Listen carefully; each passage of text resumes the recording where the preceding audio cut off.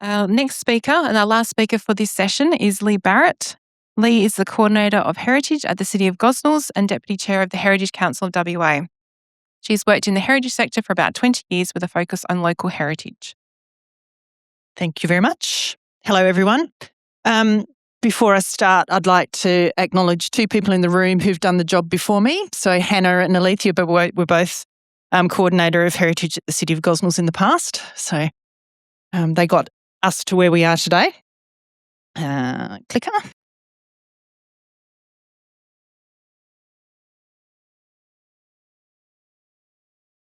So I've been the Heritage Coordinator at the City of Gosnells for 4 years next week, and I'm responsible for built heritage, the Community History Collection and the City of Gosnells Museum at Wilkinson Homestead. The land the museum's on is Wajak Noongar Budja, and it's on the banks of the Jalgara, the Canning River. In November 1829, just weeks after James Stirling and John Septimus Roe acquired their grants, location 16 was allocated to John Oakey Davis. He wasn't a fan of the Swan River colony or the Canning, and he described it as a miserable wilderness, which, to be fair, in 1829 and 1830 it probably was. He and his wife Frances died in the mid-1830s, and both are buried on their property. Their grave is at the side of Homestead Road. Years later, the land was purchased by Charles Gosnell, son of well-known London-based perfumer John Gosnell. John visited the site once and only briefly. I'm going to try and do this differently because I'm looking down.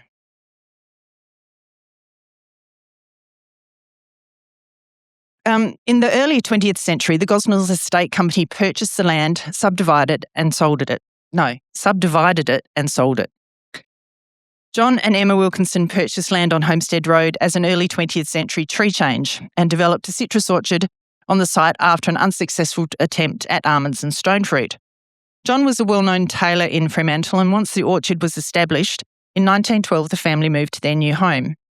The family owned the property and ran the orchard until the 1970s, when it was acquired by the City of Gosnells and restored by the Apex Club. And by restored, I mean painting the bricks white. They did some other stuff as well. A few years later, the Gosnells Historical Society's collection was housed there, and the city eventually took over running of the museum. Just a little bit about heritage services at the city for context. We have exhibition spaces at the museum and the Orange Room, which is located at the Gosnells Library. We run an education at the museum for lower primary school students. And we also have history boxes available for those schools who can't access the museum or for before or after school museum visits. And the education program is heavily supported by a team of dedicated volunteers. We run a series of public events and programs over the course of the year. And we have an extensive and quite exciting object collection, ranging from orchard and farm machinery and equipment, lovingly called lumps of rust by myself, beautiful textiles, personal and domestic items and toys and games. And as I said, we've got our fair share of lumps of rust. We have a community history collection, which includes a large number of gorgeous photos, as well as subject and biographical information. But here's the thing, our collections don't reflect the community that Gosnells is today. Like many collections, particularly those developed initially by historical societies, I think, our collections are very British and Western. However, the Gosnells community is so much more than that, and we want our collection, our museum collections, to reflect the diverse cultural backgrounds of our community. Weaving diversity into City of Gosnells Heritage was created to do that. It aims to celebrate the people and the journeys that have shaped our city. We want the museum and collections to become a place to share migrant stories, traditions and knowledge. So we're engaging with migrants and their families to share their migrant journeys and experiences.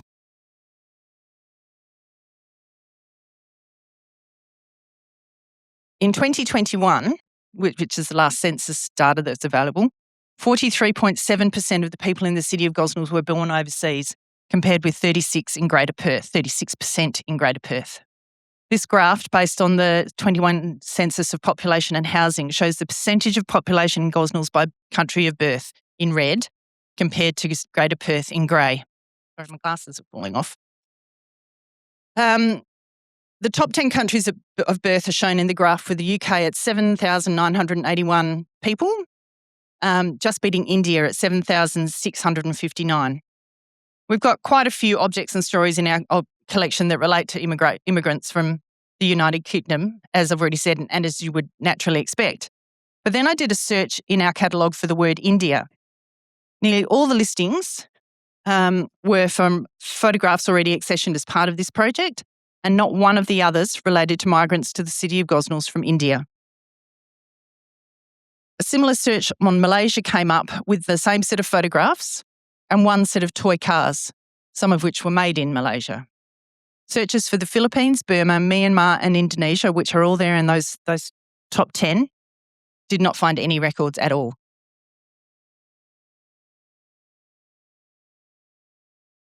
Overall, 58.2% of the population in the city uses English only, and 35.6% uses a non-English language, compared to 74% and 20.9% respectively for Greater Perth.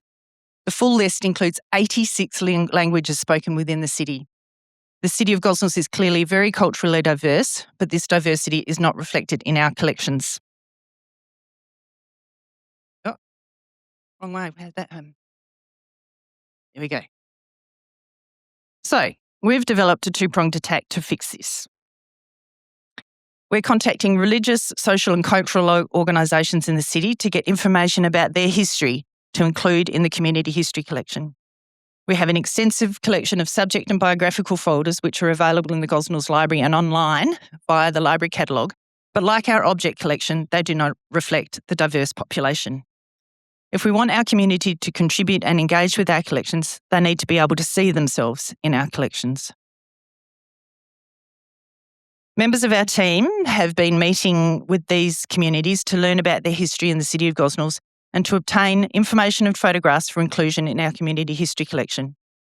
Our former community history officer, Maha, is shown here meeting just before her meeting at the Mosque Al Rahman.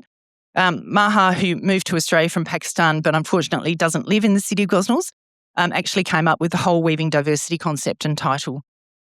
And then the other photo there is Maha and our collections advisor, Megan, at the Sikh temple. As a result of our visit to the mosque, we now have a collection of over 40 images that relate to the people, the development and the construction and use of the Masjid Al Rahman Mosque on Mills Road in Gosnells, which is the largest mosque in Perth. Similarly, we have a collection of about 30 images following the visit and engagement with the Sikh community at their temple in Canning Vale. We've also met with the Gosnells Uniting Church and a Burmese community group based there. This phase of the project is on a little pause while we have a staff changeover, but should be back up and running soon.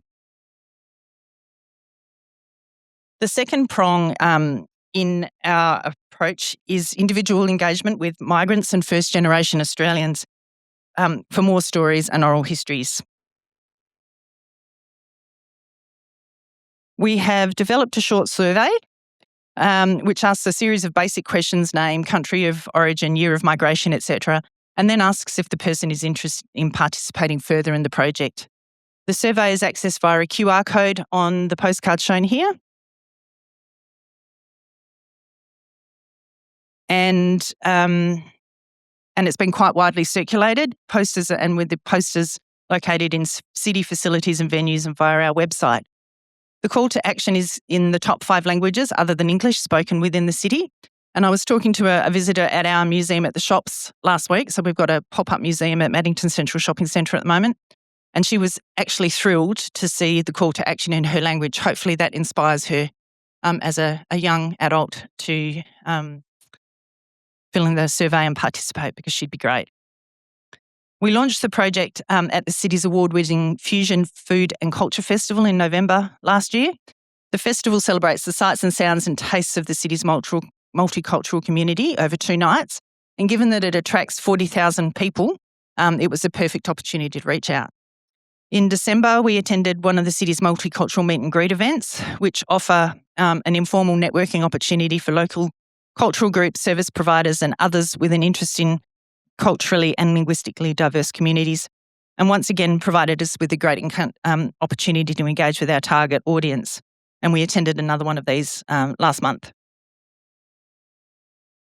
The postcards have also been distributed to libraries, community centres and other facilities within the city, and I conveniently have some with me. So if you happen to have migrated from overseas to the City of Gosnells, come and see me. Or if you know someone who has.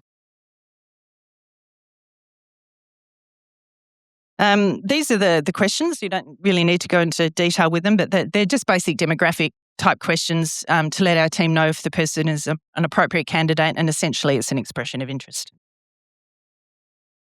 We've received a number of surveys, so probably not as many as we would have hoped. And several of these have progressed to phone calls, chats and meetings. We've engaged a consultant to record our oral histories with several under our belt, and actually looking at the time, there's probably one underway as we speak. Martha on the right in the photo visited the museum one Tuesday. We're open on Tuesday, so she just popped in, having seen our information in a local paper, I think, and came armed with a story and some photographs and met with our collections advisor, Megan. On the same day, Sylvia, one of the city's graphic designers who incidentally designed the graphics for this project, popped over to see the proposed location for some new signage. She got quite a surprise to find her mum sitting on the veranda talking to Megan. So Martha moved from Colombia to Australia in 1974 with her sister, looking for a better life and settling first in Melbourne. She didn't quite know what to expect when she arrived, but she found a cold, dark and rainy April Melbourne. She moved to WA after visiting friends here and enjoying the weather, much better than Melbourne's. The move was made much easier by winning over $100,000 in the lottery. With their winnings, she and her soon-to-be husband bought a cut-price supermarket in Maddington in 1979, and she married her husband in a small ceremony in Langford with only 5 people wearing green, the colour of hope. Abdullah Khan, OAM, is a Muslim community leader, president of the Islamic Schools Association of Australia, executive principal of the Australian Islamic Colleges, a member of the Multicultural Advisory Council of WA, and a member of the Police Muslim Advisory Group. He was born and educated in Pakistan and moved to Australia in 1999 at the age of 32, living in several regional and metro areas. He was drawn to Australia's strong education system, its commitment to multiculturalism, and the opportunity to contribute professionally and socially. He saw Australia as a place where he could serve the community through education while practicing his faith freely and contributing positively to society. He chose Gozzy because it's a place where migrant families and faith-based communities feel they can belong. Abdullah and his wife Samina have also donated a number of objects to our collection, including the beautiful green and gold dress, ironically green and gold, Australia's colours, which Samina wore on special occasions. Just as an aside, this isn't actually an object collecting exercise. We're more interested in stories and images, but we're delighted to accept any objects that are offered. We have several other participants who have expressed an interest in participating, including Councillor Emma Zhang from China, Brian from Yugoslavia, Vivi from the Netherlands, and Syed Ahmed from Bangladesh, and his 21-year-old daughter Maisara, who was the City of Gosnells Australia Day Ambassador for 2026, and who our consultant is interviewing as we speak. So, what do we hope to achieve? All the stories of people and the cultural and religious institutions and organisations, photographs and any objects that might be donated will become a part of the City of Gosnells Museum collection. An exhibition in the Orange Room, exhibition space at the Gosnells Library, opening in early 2027, will hopefully focus on 10 to 15 stories of migrants or first-generation Australians. Our hope is that this will be about how they make the City of Gosnells feel like home. Is it food? Is it music? Celebrations, decorations in the home? What makes it feel like home? The exhibition will include oral histories, photographs and stories of new lives, opportunity and better weather. But most of all, what we want to create, we want to create new relationships, to forge trust and to show that we are interested in sharing everyone's story. Thank you very much.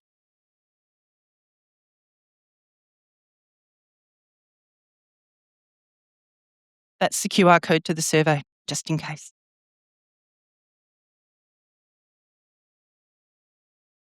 Thanks, Leigh. We do have some time for questions, and there's nothing yet on the Q&A. So is there anything from the floor for Leigh? We had a Dutch day in Gosnells in 2006. Okay. So I have photographs and things if you want those. Yeah, well, I'll get my people to talk to your people. That means me. Yeah.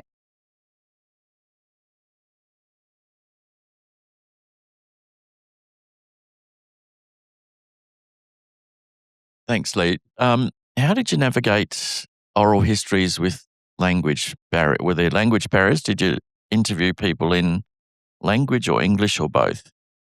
We've only got a handful under our belt, and so far they're all in English. The project, we've had the idea of the project for quite a while, but we were building up to it, and then I mentioned it, and then the mayor, and she thought it was a great idea, so now we're doing it. So the budget wasn't really well developed, and it's we haven't been able to investigate that, and finding people to be able to do those interviews would be in other languages would be more difficult. So at the moment they're in English, and if something comes up, then we'll look into what we need to do. Yeah, we'll cross that bridge when we need to. A little bit, but somebody has to ask them the questions first, don't they? So yeah.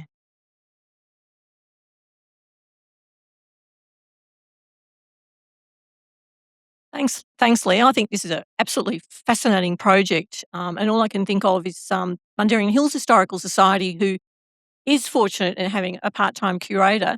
It's the thought that this is great, and how do you get this sort of funding and commitment from your local government to do something? Where do you start? Mundaring has been, up until the early 2000s, a very mono culture. It's really interesting how when you first saw the first Chinese person appear in Coles, it was like, oh, look, somebody who's not Anglo-Saxon. But what I find is interesting is that, speaking from a historical point of view, from a person who works in a local historical society, many of those would be thinking about history is all the way back here. History isn't all the way up here yet. And so you're collecting for up here when many of the local history groups are still back here. So this is a story that needs to be subtly introduced into these other, country and city historical societies, because you're right, it needs to be looked at. The Gosnells Historical Society had a policy previously of not collecting anything post 1970. So we've got a bit of a gap in the collection in terms of chronology as well as cultural diversity. And the way that we got the funding, as I said, it was a bit of a pivot. So the funding, we're quite well funded. The Heritage Services section of the city is quite well funded. We've got 3.8 FTE plus reasonable operating budget. And so the projects that we had intended to do this financial year have pivoted to this project because the mayor decided we should be doing it now. And it's great that we're doing it. It's fine. Yeah. No, we are very lucky. And we are given fairly what we do within our. I mean, we put our budget proposals forward to my manager and things, but we have it doesn't go to council the detail of what we're doing, and so we had quite a lot of flexibility to say, well, let's do this now. But it is very well supported by council, and one of our councillors is about to have her oral history recorded as well. So, yeah. So it's going well. Yeah, I'm really pleased with the idea and the concept. I'm a little bit disappointed with the number of responses we're getting. We're having to work pretty hard. As I said during my talk, we've had We've got the museum at the shops at Maddington Central. So we've got a pop-up at Maddington Central for 4 weeks. And I've had lots of conversations with people, from all over. The one that I'm really hoping does take the postcard he took a postcard. I'm hoping he does the survey is a gentleman from Northern Ireland who moved to Australia to escape the Troubles. And first came to Gosnells, moved away and came back to Gosnells. So I think he would be a fabulous story to have, although it is still Western but Gozzi's population is just so diverse. You say you saw an Asian person in Coles and it was, worth noting. Sometimes it's the opposite in Gosnells. You find someone who was born and bred of English heritage, British heritage, wandering around Coles, you're doing well. So it's the multicultural, the fusion event, every second person walking past is wasn't born here. Almost statistically, that's going to happen anyway. 43.7 weren't born here. So, yeah. Hey, Leigh, from your neighbour down the road. Yep. I just found it interesting. Why aren't you really looking at collecting objects, considering you do have a museum? I mean, we went through a similar process a few years ago where I looked at our collection. We had nothing relating to our massively growing Indian population, Chinese population, Filipino, and also actually the invisible migrants, as they call them, the 10-pound poms, who just came in, lived, and did their own thing. So, storage. Well, same time, where are we going to put it? Yeah, to a certain extent, but that wasn't for us. It wasn't the focus for us. It was to get the stories, and if we get the objects, that's great. But and I was conscious of the fact that some of these people, some of them migrants might not have come with a lot. They might not still have a lot. They might not have things that they're prepared to relinquish. Particularly if they're not going. Yeah, it was more about collecting the stories. Yeah, just we found with the exhibition that we did, we still get people involved with that. It's been about 3 years now. I had Tesfaye, who's Ethiopian, he donated his grandmother's coffee pot, traditional coffee pot, and he popped in the other day with his sister from over the east to show her that he was in the museum and their family was in the museum. So it gave them that real good link. I'm hoping that the exhibition itself, which will be in the Orange Room at the library and isn't as secure a venue as the museum is in terms of supervision of displays and things. But I'm hoping that when the exhibition's there, it might inspire more people to engage with the museum and we might promote more collection that way. But in the first instance, it was about the stories. And as I say, it was we pivoted to deliver this, so it was just do what we could at the time, in the time that we had.